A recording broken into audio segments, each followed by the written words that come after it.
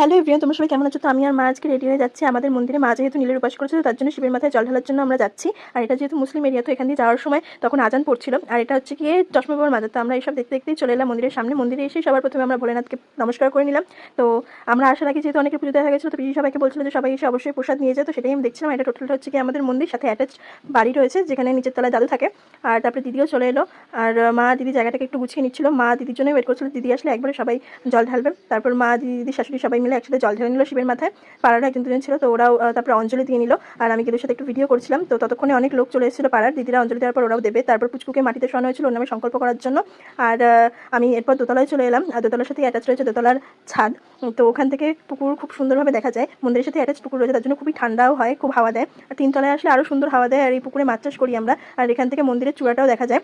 তো তারপর আমরা এরকম পুজো টুজো দেওয়ার পর আমরা দিদিরা চলে এলাম। তো আজকে দিনটা এভাবেই আমরা সুন্দরভাবে কাটলাম। ভিডিওটা ভালো লাগলে অবশ্যই লাইক সাবস্ক্রাইব করে দিন। দেখা হচ্ছে নেক্সট ভিডিওতে।